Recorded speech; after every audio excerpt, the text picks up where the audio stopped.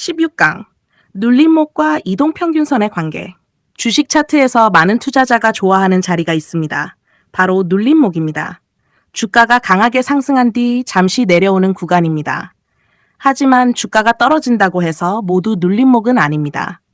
어떤 것은 건강한 조정이고 어떤 것은 상승 추세가 끝나면서 본격적인 하락이 시작되는 구간일 수도 있습니다. 오늘은 이동평균선을 이용해서 좋은 눌림목과 위험한 하락을 어떻게 구분할 것인지 알아보겠습니다. 눌림목은 상승 추세에서 찾습니다. 가장 먼저 기억해야 할 원칙입니다. 눌림목은 기본적으로 상승 추세 안에서 나타나는 조정입니다. 주가가 계속 하락하고 이평선도 역배열이고 21선과 61선까지 아래쪽으로 향하고 있는데 주가가 조금 반등했다고 해서 눌림목이라고 부르기는 어렵습니다. 좋은 눌림목을 찾으려면 먼저 큰 추세가 살아있는지 확인해야 합니다. 강한 종목도 쉬어갑니다. 주가가 계속 상승한다고 생각해 보겠습니다. 5일선이 올라갑니다. 21선도 올라갑니다. 61선도 우상향합니다. 정배열이 만들어집니다. 하지만 주가는 매일 상승할 수 없습니다. 차익을 실현하려는 사람도 생기고 새로운 매수자는 조금 더 낮은 가격을 기다립니다. 그러면서 주가가 조정을 받습니다. 이때 주가는 5일선 부근까지 내려오거나 조금 더 깊은 조정에서는 21선까지 내려올 수도 있습니다. 이것이 상승 추세 안에서 나타나는 전형적인 눌림 과정 중 하나입니다. 좋은 눌림목은 이평선의 방향이 살아 있습니다. 여기가 핵심입니다. 주가는 내려오는데 21선은 여전히 위를 향합니다. 61선도 상승하고 있습니다. 즉, 가격은 조정을 받고 있지만 중요한 평균 가격의 방향은 아직 무너지지 않은 것입니다. 이런 차트에서는 상승 추세가 유지되는지 관찰할 수 있습니다. 반대로 주가가 내려오면서 21선도 아래로 꺾이고 61선까지 평평해지고 정배열까지 무너지기 시작한다면 단순한 눌림목인지 다시 생각해야 합니다. 거래량이 줄어드는지 보십시오. 좋은 눌림목에서 매우 중요한 것이 거래량입니다. 주가가 상승할 때는 거래량이 크게 들어왔습니다. 그런데 조정을 받을 때 거래량이 줄어듭니다. 이것은 적극적으로 던지는 매도 물량이 상대적으로 많지 않은지 살펴볼 수 있는 단서입니다. 그리고 다시 상승할 때 거래량이 증가합니다. 이런 구조라면 상승할 때 거래량 증가, 조정할 때 거래량 감소, 재상승할 때 다시 거래량 증가. 이 흐름을 눈여겨볼 필요가 있습니다. 5일선 눌림과 21선 눌림은 다릅니다. 아주 강한 종목은 5일선 부근에서 조정을 끝내고 다시 상승하기도 합니다. 조금 더 깊게 쉬는 종목은 21선 부근까지 내려올 수 있습니다. 더 큰 조정에서는 61선까지 내려오는 경우도 있습니다. 하지만 중요한 것은 어느 선에 닿았느냐만이 아닙니다. 그 이평선이 상승하고 있는가, 거래량은 어떤가, 주가가 지지를 받는가, 반등할 때 힘이 들어오는가, 이것을 함께 봐야 합니다. 눌림목과 떨어지는 칼날을 구분해야 합니다. 초보 투자자가 가장 조심해야 할 부분입니다. 주가가 많이 떨어졌습니다. 21선까지 왔습니다. 그래서 눌림목이라고 생각하고 매수합니다. 그런데 21선을 깨고 61선을 깨고 저점까지 계속 낮아집니다. 이것은 눌림목이 아니라 추세가 무너지는 과정이었을 수도 있습니다. 그래서 단순히 많이 떨어졌다, 이평선에 닿았다, 이 두 가지 이유만으로 눌림목이라고 판단하면 안 됩니다. 주도주의 눌림목은 무엇이 다를까요? 강한 주도주에서는 조정이 나와도 상대적인 힘이 남아있는 경우가 있습니다. 시장 전체가 크게 하락하는데 주도주는 조금만 내려갑니다. 21선 부근에서 버팁니다. 거래량도 감소합니다.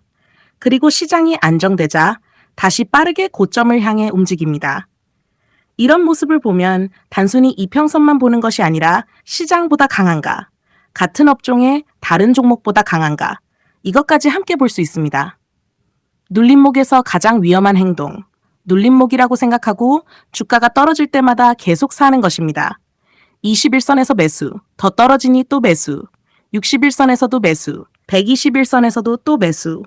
그런데 이평선들이 모두 아래로 꺾입니다. 이것은 눌림목 매매가 아니라 하락 추세에서의 물타기가 될 수 있습니다. 눌림목의 전제는 상승 추세가 살아있다는 것입니다. 이 원칙을 잊으면 안 됩니다. 16강 핵심 정리. 좋은 눌림목을 볼 때는 상승 추세가 살아있는가, 정배열이 유지되는가, 중요한 이평선이 우상향하는가, 조정에서 거래량이 감소하는가, 반등할 때 거래량이 다시 증가하는가, 이것을 함께 확인합니다. 그리고 오늘 가장 중요한 문장입니다. 눌림목은 많이 떨어진 자리가 아닙니다. 상승 추세가 살아있는 상태에서 잠시 쉬어가는 자리입니다. 다음 17강에서는 5일선 눌림과 21선 눌림은 어떻게 다른가를 좀 더 깊게 공부하겠습니다. 17강 5일선 눌림과 21선 눌림은 어떻게 다른가? 지난 16강에서는 눌림목의 기본 원리를 배웠습니다. 이번에는 조금 더 실전적으로 들어가겠습니다. 상승하는 종목이 조정을 받을 때 5일선에서 반등하기도 하고 21선까지 내려왔다가 반등하기도 합니다. 둘 다 눌림목처럼 보이지만 그 의미는 조금 다릅니다. 5일선 눌림은 강한 단기 추세에서 자주 나타납니다. 5일선은 최근 약 일주일의 평균 가격입니다. 강한 주도주가 빠르게 상승하면 주가가 5일선 위에서 움직이는 경우가 많습니다. 주가가 상승하고 잠깐 쉬고 5일선 부근까지 내려왔다가 다시 상승합니다. 그리고 또 올라갑니다. 이런 흐름이 반복되기도 합니다. 이것을 흔히 5일선을 타고 간다고 표현합니다. 그만큼 단기 매수세가 강하다는 의미로 해석할 수 있습니다. 5일선을 깼다고 상승이 끝난 것은 아닙니다. 하지만 강한 종목도 계속 5일선만 타고 갈 수는 없습니다. 상승폭이 커지면 조정도 깊어질 수 있습니다. 5일선을 이탈합니다. 그러면 초보 투자자는 겁을 먹습니다. 상승이 끝났나? 하지만 21선은 여전히 강하게 우상향하고 있습니다. 주가는 21선 부근까지 내려옵니다. 거래량도 감소합니다. 그리고 21선 부근에서 다시 반등합니다. 이것은 5일선 중심의 빠른 상승에서 조금 더 깊은 조정으로 넘어간 것일 수 있습니다. 21선 눌림은 조금 더 긴 호흡입니다.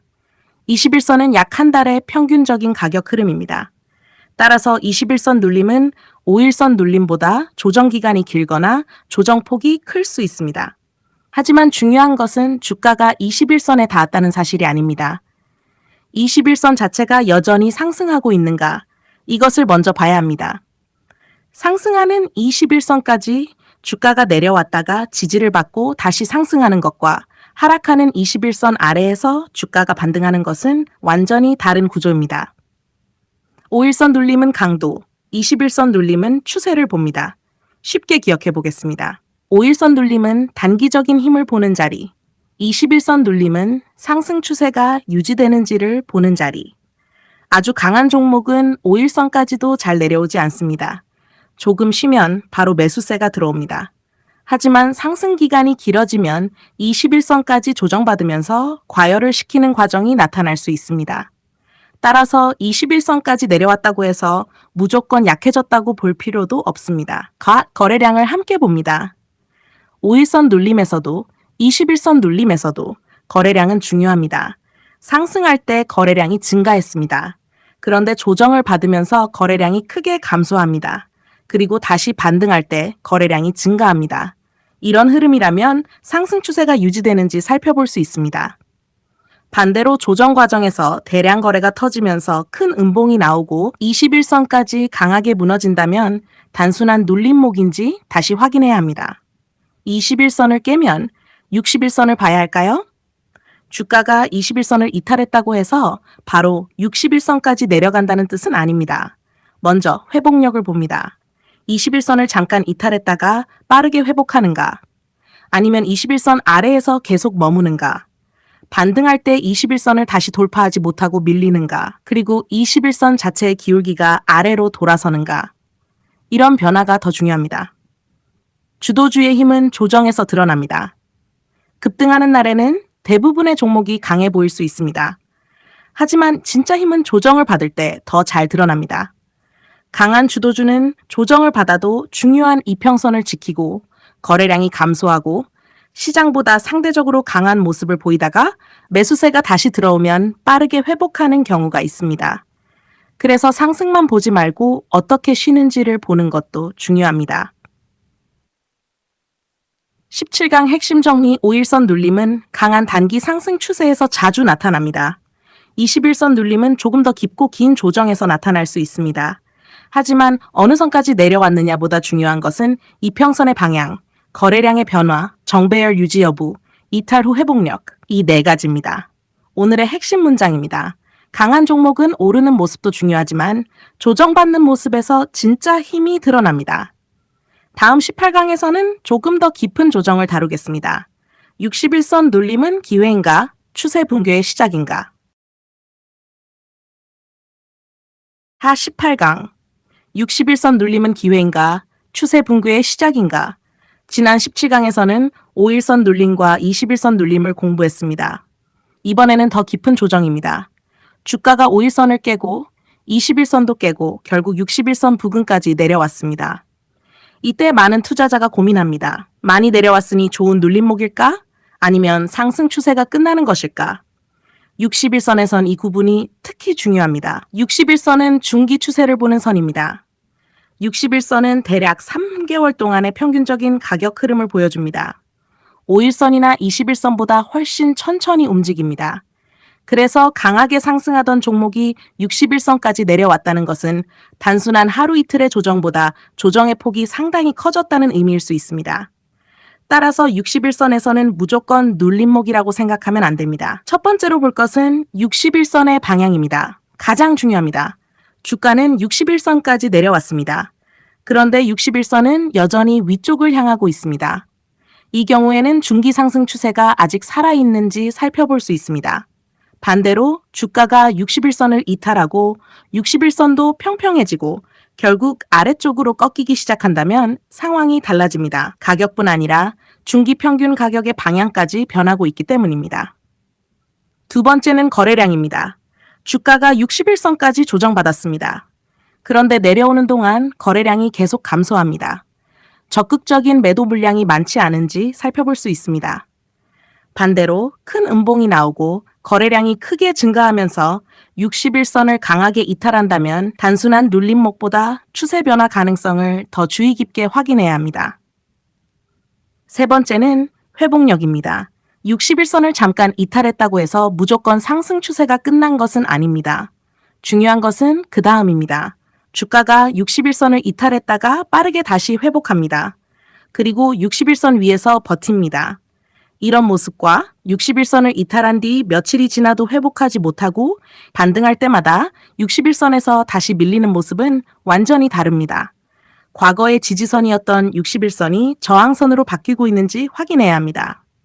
네 번째는 정배열 구조입니다.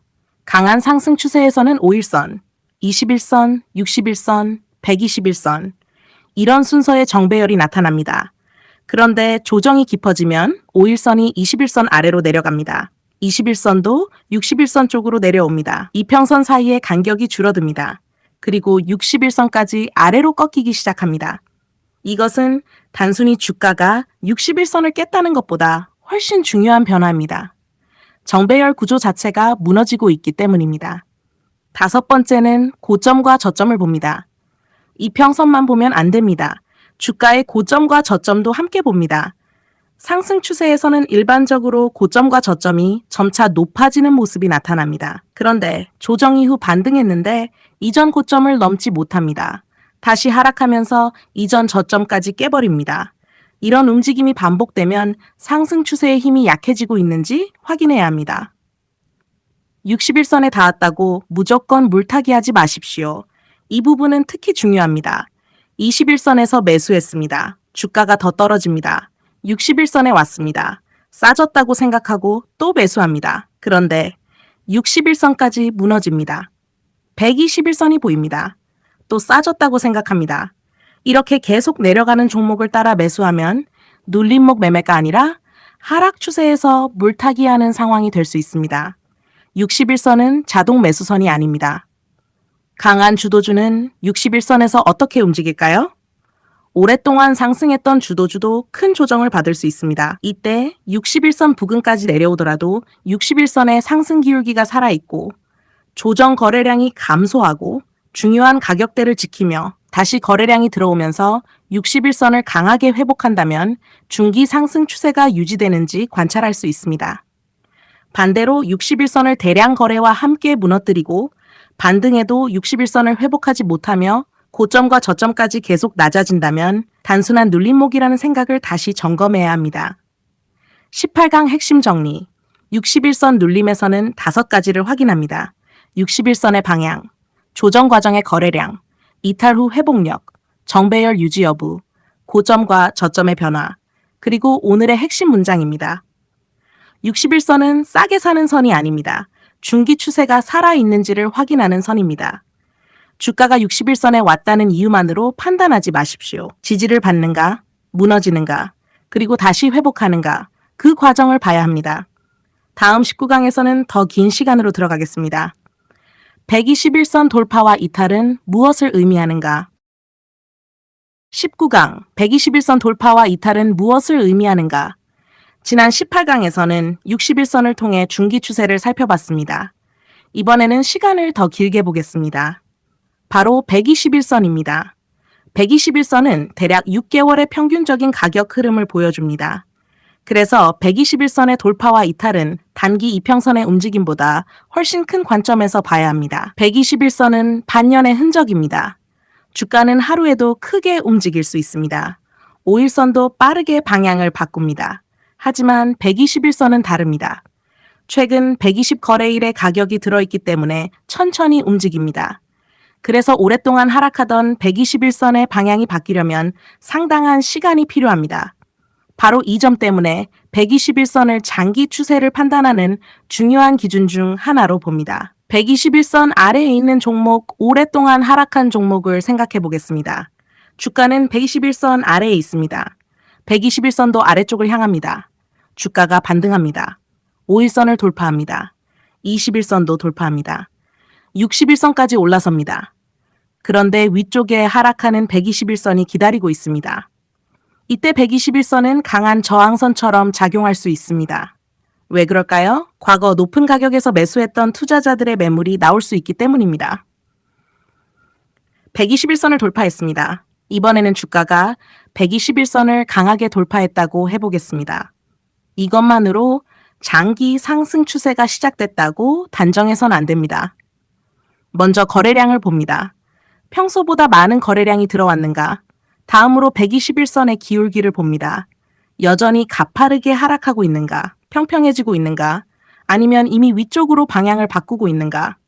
그리고 가장 중요한 것, 돌파한 뒤 121선 위에서 버티는가? 이것을 확인해야 합니다. 돌파보다 안착이 중요합니다. 주가가 121선을 하루 돌파했습니다. 그런데 다음날 바로 아래로 내려옵니다. 며칠 뒤 더 크게 하락합니다. 이런 움직임이라면 돌파의 신뢰도가 낮았을 수 있습니다. 반대로 121선을 돌파한 뒤 주가가 그 위에서 움직입니다. 조정이 나옵니다. 다시 121선 부근까지 내려옵니다. 그런데 이번에는 121선 아래로 쉽게 무너지지 않습니다. 그리고 다시 상승합니다. 과거의 저항선이 새로운 지지선으로 바뀌는지 관찰할 수 있는 장면입니다. 그래서 기억하십시오. 돌파보다 안착이 중요합니다. 하락하던 121선이 평평해진다면 이것도 매우 중요한 변화입니다. 121선이 오랫동안 내려왔습니다.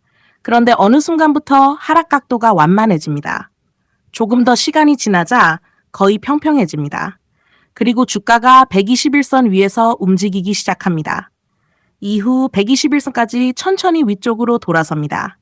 이것은 하루짜리 급등보다 더 관심 있게 볼 만한 변화일 수 있습니다. 반년 동안의 평균 가격 방향이 바뀌고 있기 때문입니다. 이번에는 121선 이탈입니다. 강한 상승 추세의 종목을 생각해 보겠습니다. 주가는 오랫동안 121선 위에서 움직였습니다. 121선도 계속 우상향합니다. 그런데 큰 조정이 시작됩니다. 5일선이 무너집니다. 21선도 무너집니다. 61선까지 이탈합니다. 그리고 결국 121선까지 내려옵니다. 여기서는 더욱 신중하게 봐야 합니다. 121선을 깼다고 바로 끝난 것은 아닙니다. 주가가 잠깐 121선을 이탈했다가 빠르게 다시 올라올 수도 있습니다. 따라서 하루의 이탈만으로 장기 추세가 끝났다고 단정하면 안 됩니다. 중요한 것은 그 이후입니다. 121선을 다시 회복하는가? 반등에도 121선에서 밀리는가? 121선의 기울기가 평평해지는가? 결국 아래쪽으로 방향을 바꾸는가? 그리고 거래량과 수급은 어떻게 변하는가, 이것들을 함께 확인해야 합니다. 지지선이 저항선으로 바뀌는 순간 과거에는 주가가 내려올 때마다 121선에서 반등했습니다. 즉 121선이 지지선 역할을 했습니다. 그런데 어느 날 강한 거래량과 함께 121선이 무너집니다. 이후 주가가 반등합니다. 다시 121선까지 올라옵니다. 그런데 이번에는 121선을 넘지 못하고 다시 하락합니다. 과거의 지지가 이제는 저항으로 바뀐 것입니다. 이런 역할의 변화를 보는 것이 중요합니다. 주도주에서도 121선은 중요합니다. 강한 주도주라고 해서 영원히 상승하는 것은 아닙니다. 오랜 상승 이후 큰 조정이 나오면 121선까지 내려올 수 있습니다. 이때 단순히 많이 떨어졌다, 121선에 왔다, 싸졌다 이렇게 생각하지 않습니다.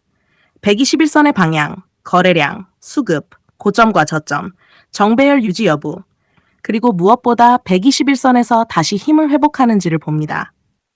19강 핵심 정리. 121선은 대략 6개월의 평균 가격 흐름을 보여줍니다. 그래서 단기적인 등락보다는 큰 추세를 확인하는 데 의미가 있습니다. 121선을 돌파했다면 돌파 자체보다 안착 여부를 봅니다. 121선을 이탈했다면 이탈 자체보다 회복 여부를 봅니다. 그리고 오늘 가장 중요한 문장입니다. 121선은 매수선도 매도선도 아닙니다. 큰 추세가 변하고 있는지를 확인하는 기준선입니다. 다음 20강에선 더 긴 시간으로 들어가겠습니다. 241선은 왜 장기 추세의 마지막 관문이라고 하는가? 20강 241선은 왜 장기 추세의 마지막 관문인가? 지난 19강에서는 121선을 통해 약 반년의 흐름을 살펴봤습니다. 이번엔 더 긴 시간으로 갑니다. 바로 241선입니다. 241선은 대략 1년 동안의 주가 흐름을 평균해서 보여주는 장기 이동평균선입니다. 그래서 단기 반등인지 아니면 정말 큰 추세가 변하고 있는지를 살펴볼 때 중요한 기준이 됩니다. 241선에는 1년의 흔적이 들어 있습니다. 5일선은 빠르게 움직입니다. 21선도 비교적 빠르게 움직입니다. 하지만 241선은 매우 느립니다. 오늘 주가가 크게 올라도 241선은 거의 움직이지 않을 수 있습니다. 며칠 급등했다고 해서 방향이 갑자기 바뀌지도 않습니다. 왜냐하면 약 1년 동안의 가격이 평균에 포함되어 있기 때문입니다. 그래서 241선의 방향이 바뀐다는 것은 짧은 기간의 변화보다 훨씬 긴 시간이 필요합니다. 장기 하락 종목을 생각해 보겠습니다. 한 종목이 오랫동안 하락했습니다. 주가는 241선 아래에 있습니다. 241선 역시 계속 아래쪽으로 내려오고 있습니다. 그러다가 주가가 반등합니다. 5일선을 돌파합니다. 21선을 돌파합니다. 61선을 돌파합니다. 121선까지 올라섭니다. 그런데 위쪽에는 여전히 하락하고 있는 241선이 있습니다. 이때 241선은 장기 추세에서 중요한 저항 구간이 될 수 있습니다. 그래서 마지막 관문이라고 표현하기도 합니다. 241선을 돌파하면 무조건 상승일까요? 아닙니다. 이것이 중요합니다. 주가가 241선을 하루 돌파했다고 해서 장기 상승 추세가 시작됐다고 바로 판단하면 안 됩니다. 이동평균선은 매수 버튼이 아닙니다. 먼저 거래량을 봅니다. 돌파할 때 실제로 강한 거래가 들어왔는가? 그 다음 241선의 방향을 봅니다. 여전히 가파르게 내려오는가? 평평해지고 있는가? 아니면 이미 위쪽으로 돌아서고 있는가? 그리고 돌파 이후 주가가 241선 위에서 버티는지 확인합니다. 돌파보다 중요한 것은 안착입니다. 이 부분은 121선과 같습니다. 주가가 241선을 돌파했습니다. 그런데 며칠 뒤 다시 아래로 내려옵니다. 반등해도 241선을 넘지 못합니다. 이런 모습이라면 아직 장기 추세 전환이 확인됐다고 보기 어렵습니다. 반대로 241선을 돌파하고 그 위에서 일정 기간 움직이고 조정을 받아도 다시 지지를 받고 241선의 방향까지 평평한 상태에서 위쪽으로 돌아선다면 장기 추세의 변화가 나타나는지 관찰할 수 있습니다. 가장 눈여겨볼 변화는 기울기입니다. 241선이 계속 하락합니다. 그러다가 하락 각도가 완만해집니다. 조금 더 지나자 옆으로 눕습니다. 그리고 마침내 위쪽으로 고개를 들기 시작합니다. 이 변화는 하루 만에 만들어지지 않습니다. 상당한 기간 동안 과거보다 높은 가격이 유지되어야 합니다. 그래서 장기 이동평균선의 방향 전환은 단기 급등과는 다른 의미를 가집니다.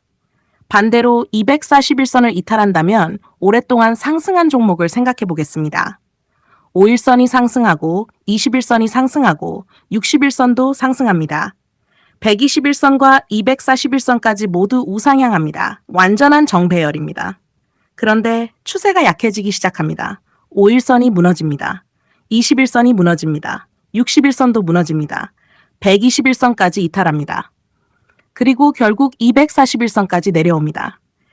이 정도라면 단순한 단기 조정보다는 장기 추세 자체가 변하고 있는지 점검해야 합니다. 이탈보다 회복 여부가 중요합니다. 물론 241선을 잠시 이탈했다고 해서 모든 상승 추세가 끝나는 것은 아닙니다. 다시 빠르게 회복할 수도 있습니다. 그래서 봐야 하는 것은 이탈했는가, 그리고 다시 회복했는가. 반등했는데 241선에서 계속 밀린다면 과거의 장기 지지선이 새로운 저항선으로 바뀌고 있는지도 확인해야 합니다. 샷샷 역배열에서 정배열까지 이제 지금까지 배운 내용을 연결해 보겠습니다. 장기 하락에서는 이평선이 역배열됩니다. 주가가 바닥을 만들기 시작합니다. 5일선이 먼저 돌아섭니다. 21선이 따라갑니다. 61선이 평평해집니다. 121선도 하락을 멈춥니다. 그리고 시간이 충분히 지나면 241선까지 변화하기 시작합니다. 결국 여러 이동평균선이 위쪽을 향하면서 정배열 구조가 만들어질 수 있습니다. 이 과정에는 시간이 필요합니다. 그래서 우리는 하루의 급등보다 시간이 만들어내는 구조의 변화를 봐야 합니다. 20강 핵심 정리. 241선은 대략 1년의 평균적인 가격 흐름을 보여주는 장기 이동평균선입니다. 장기 하락 종목에서는 강한 저항 구간이 될 수 있고 장기 상승 종목에서는 중요한 추세 기준이 될 수 있습니다. 하지만 241선을 돌파했다고 무조건 매수하는 것도 아니고 이탈했다고 무조건 매도하는 것도 아닙니다. 기울기, 거래량, 돌파 후 안착, 이탈 후 회복, 전체 이평선의 배열, 이것을 함께 봐야 합니다. 오늘의 핵심 문장입니다. 241선은 단순한 선 하나가 아닙니다. 약 1년 동안 시장이 만들어온 평균 가격의 흔적입니다. 그리고 큰 추세는 하루 만에 바뀌지 않습니다. 짧은 선이 먼저 움직이고 긴 선이 마지막에 움직입니다.